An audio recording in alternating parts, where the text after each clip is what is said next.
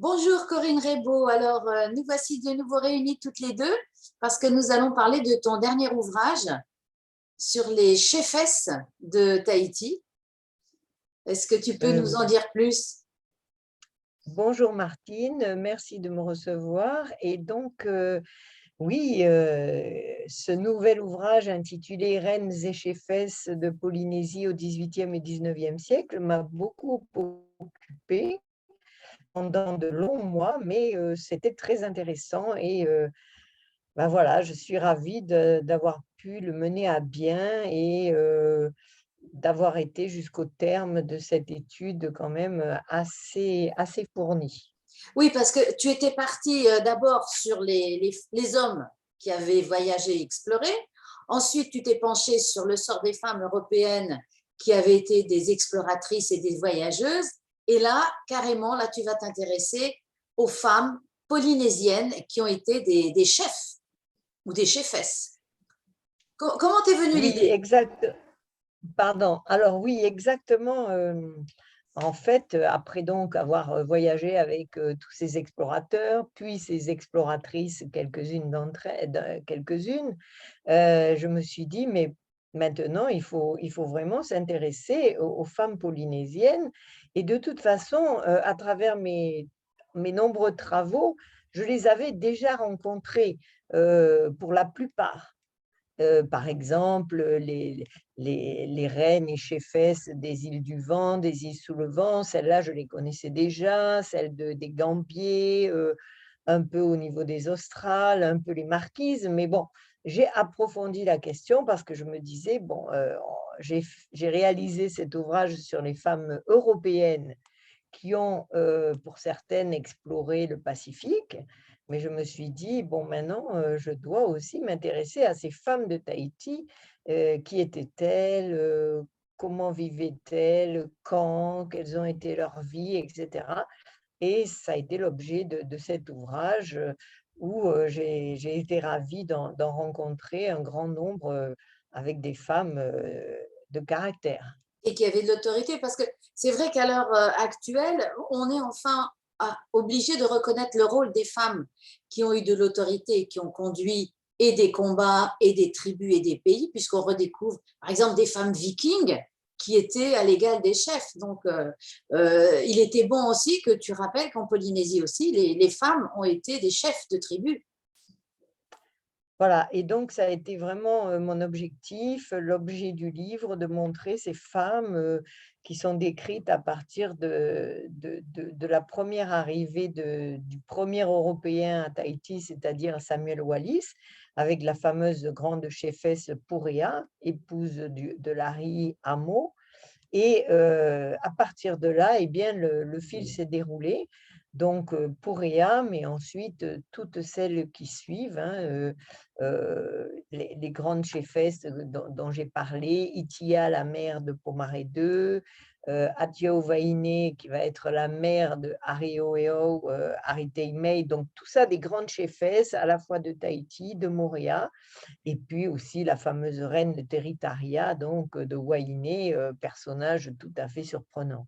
Alors, ma question quand même, c'est, il a fallu en fait attendre l'arrivée des Européens qui ont mis ça par écrit pour pouvoir avoir des noms de femmes puissantes. Parce que, est-ce qu'auparavant, dans les légendes, les oreros, enfin, est-ce qu'on a parlé de ces femmes chefs puissantes? Alors, c'est certain que dans les légendes, on parle les légendes, il y a des femmes légendaires, bon, on en connaît un certain nombre, hein, mais dans la mesure où moi je me place d'un point de vue historique et donc j'adopte la position d'historienne qui est finalement la mienne, je ne peux dater ces femmes qu'à partir des premiers écrits, et donc c'est là qu'elles apparaissent. Et c'est pour ça que la première apparaît avec Samuel Wallis, 1767, le premier Européen arrivé à Tahiti. Bien entendu que ça ne veut pas dire qu'avant elle, il n'y en avait pas eu. C'est absolument certain qu'il y a eu des lignées de femmes auparavant, des généalogies entières, sauf que c'est Wallis qui va noter le nom de cette première femme Pourea. Ensuite, Cook, 2 ans plus tard, la nommera Oberea, mais en fait, c'est une question de prononciation. Donc, finalement, il s'agit bien de la même personne. Et puis, après, toutes ces femmes vont être documentées par des Européens, que ce soit des explorateurs, ensuite des missionnaires, puis progressivement des commerçants, des gens qui vont vivre à Tahiti, qui séjourneront, puis plus tard des gouverneurs, etc. Donc, en fait, bien entendu qu'il y en avait avant 1767, mais d'un point de vue historique, je ne relate que celles qui sont attestées, on va dire, d'un point de vue historique, c'est-à-dire qu'elles ont laissé une trace écrite. C'est tout le problème de la tradition orale et de l'écrit. Bien entendu, avant, il y en a eu, mais Est-ce qu'on on ne va... on a quelques noms Voilà. de celles qui ont existé avant dans la tradition orale? Alors, dans la tradition orale, il y en a, mais moi, je me suis placée, hein, comme je te le dis, d'un point de vue historique, et il y en a quand même beaucoup.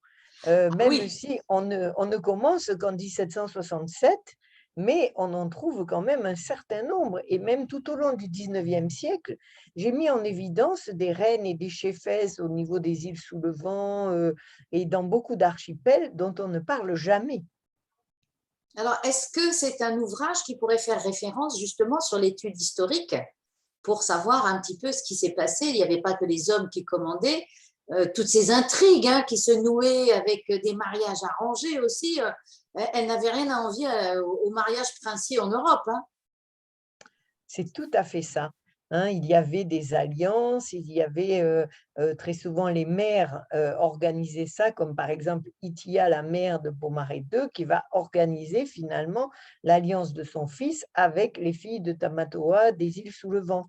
Donc, on voit ça, mais à plusieurs reprises. Par exemple, le mariage de Johanna Marautaroa, il est totalement arrangé entre les mères, c'est-à-dire à la fois pour Marie IV, la reine, et puis sa propre mère, Arihoeho, Ariteimei.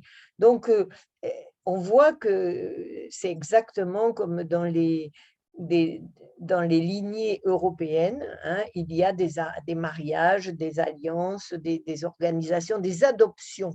Ça se fait beaucoup aussi. Des adoptions pour, au cas où on n'est pas d'héritier, eh bien, cet enfant héritera, par exemple.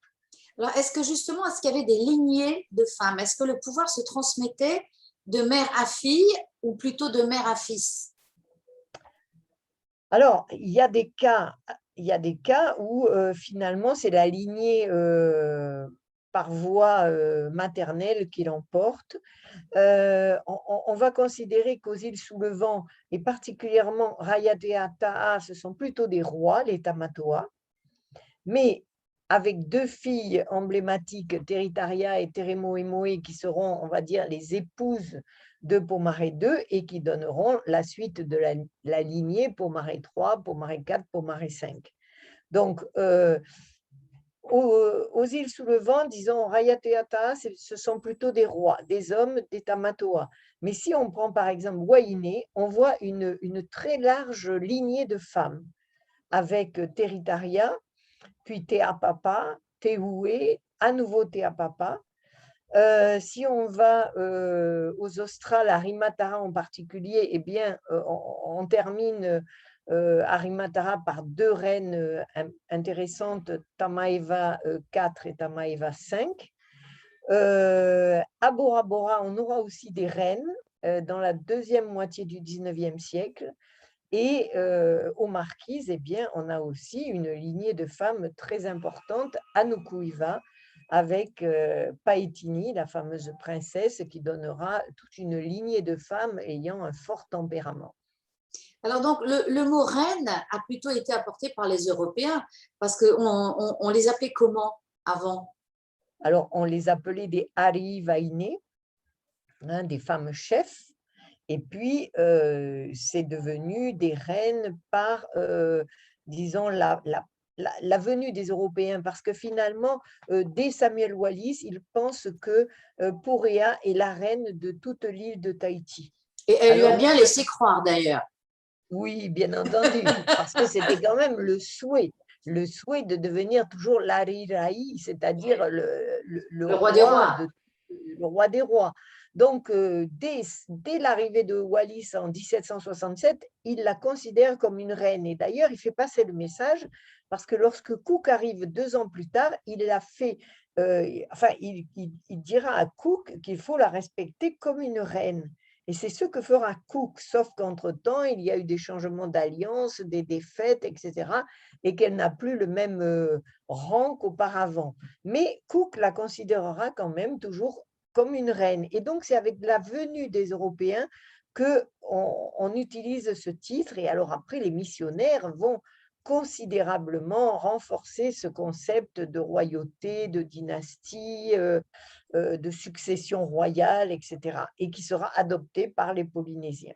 Oui, parce que de toute façon, ça les arrangeait d'avoir un roi qu'on pouvait aussi influencer, je suppose, Bien sûr. par la religion, et c'était une façon de noyauter les autres aussi. D'ailleurs, les missionnaires vont couronner le très jeune roi Pomaré III, alors que jamais on n'avait couronné aucun roi en Polynésie. L'Arirai était saint du Maroura, c'est-à-dire la ceinture aux plumes rouges, mais jamais il était question réellement d'une couronne. Mais Et donc, ce il y avait sont une les missionnaire missionnaires, quand même. Il y avait quand même voilà, des mais cérémonies pour les introniser. oui, mais pas sous la forme de l'intronisation de Pomaré III. Pomaré III devait être le roi très chrétien. Et donc, on va le couronner comme un roi chrétien. Mais malheureusement, il ne vivra pas longtemps et il va décéder en bas âge. Et c'est pour ça que c'est Aimata, sa sœur aînée, qui deviendra la reine Pomaré IV. Et est-ce qu'elle aussi, on l'a couronnée avec tous les honneurs dus à son rang? Alors, elle, c'est beaucoup plus compliqué parce que comme les missionnaires ne s'étaient pas occupés de son éducation et qu'ils avaient vraiment, on va dire, tout misé sur le jeune enfant, le jeune garçon, avec toujours cette idée de primogéniture Ah ben, ça, mâle. c'est très européen, hein, puisque Tout à fait. c'est quand même, c'est l'homme qui doit gouverner et pas la femme, hein, avec Voilà, la loi donc avec salique, entre autres. cette idée d'installer plutôt le jeune garçon, ils avaient délaissé l'éducation de Haïmata, et donc à la mort de son jeune frère, eh bien, il a fallu s'occuper d'elle, mais elle, eh bien, elle a un temps dérivé vers la mamaya, donc cette Oui, espèce c'était une de... fêtarde, on peut le dire. Voilà, C'était alors une dans fêtarde. un premier temps, c'était ça, puis après, elle a été, on va dire, reprise en main, si l'on peut dire, pour son éducation, je veux dire par là, par le pasteur Pritchard, et qui Eh est ben, devenu en elle n'a quelque pas dû sorte, rigoler tous les jours, hein, non. parce que Donc, il est ça devenu changeait. voilà, il est devenu son maître à penser, et ensuite, eh bien, elle a suivi ses concepts, ses consignes, enfin, avec quelques exceptions près quand même, malgré tout, hein. Oui, elle restait humaine. Voilà. Alors, est-ce que parmi toutes ces femmes puissantes, il y en a qui t'ont particulièrement impressionné? Eh bien, par exemple, pour Ria, la première, parce que, bon, elle est remarquable, elle est emblématique, on sent que c'est une femme libre qui mène sa vie comme elle l'entend.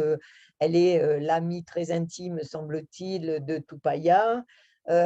Donc, c'est une femme libre tout en étant l'épouse de Larry Amo. Bon, ils vont construire Amo et Pourea, ils vont construire l'impressionnant marae de Mayatea à Papara. Et donc, ça va être une construction tout à fait extraordinaire qui se passera sous leur règne, enfin, si l'on peut dire, entre guillemets. Donc, c'est un personnage assez flamboyant. Ensuite, on a évidemment la fameuse Teritaria, fille de Tamatoa, qui deviendra reine de Wainé, une des, en quelque sorte aussi épouse de Pomaré II. Donc elle est tout à fait remarquable, mais par son courage, c'est une guerrière, elle n'a pas peur d'aller au combat. Bon, c'est une femme tout à fait impressionnante, on va dire. Et puis ensuite, eh bien, il y en a d'autres, hein, comme Itia, comme Atio Vaine, qui vont un peu intriguer, mais qui vont aussi rassembler des troupes pour combattre. Donc, ce Pour sont des combattre femmes qui? de pouvoir. Pour combattre qui? Alors, Parce pour qu'elle combattre, disons que, elle voilà, menait alors plusieurs combats. certaines, quand il s'agit de Itio, de Itia, par exemple, la mère de Pomaré II, elle fera le nécessaire pour que son fils puisse vaincre et obtenir le pouvoir suprême, donc devenir l'Arirai sur Tahiti, hein, pour que Pomaré II, elle fera le nécessaire. Si on prend Atio Vaine, elle est grande chefesse à la fois sur l'île de Tahiti et sur l'île de Moorea. Donc, ce sont des femmes de grand pouvoir et qui vont de temps à autre rassembler des troupes eh bien, pour gérer leurs propres intérêts aussi. Hein. Elles veulent défendre leur chefferie, elles veulent défendre leur territoire. Donc, toutes ces Et il y femmes en a sont des femmes de qui ont grand pouvoir. participé, il y en a aussi qui ont participé à la lutte contre les colons aussi, au Alors, tout départ. à fait. Par exemple, on a Territaria qui, elle, mènera une armée enfin, au cours de la guerre franco-tahitienne dans les années 18, enfin, en 1846 contre les Français et elle infligera une défaite au commandant Bonnard à Faré, à Wainé. Et donc, elle est victorieuse des Français dans un premier temps. Donc, c'est une incroyable guerrière, Territaria, et vraiment une femme tout à fait remarquable. Enfin, remarquable d'un point de vue de son engagement et de sa volonté à combattre, à défendre son territoire, etc. Et elle en fera de même à peu près 30 ans plus tôt pour défendre les intérêts de Pomaré II aussi, qui est, on va dire, aussi son amant. Donc, c'est une femme très combative.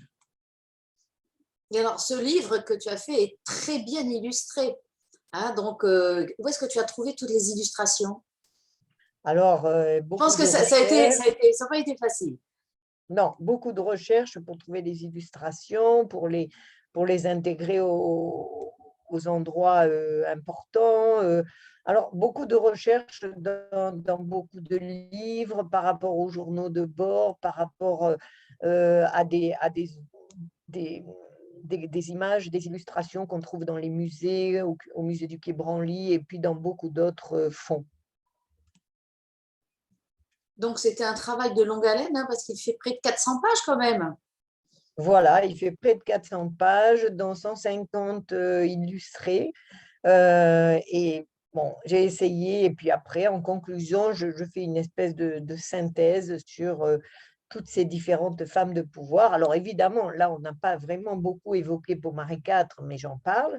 Et puis aussi, je parle de la vie de Mara Taroa, hein, la dernière reine de Tahiti, épouse de Pomaré V, et de finalement son incroyable vie et des règles de succession quand même des plus surprenantes qui finalement, dès son accession au trône en 1877, font que ces hypothétiques enfants à venir ne pourront pas succéder.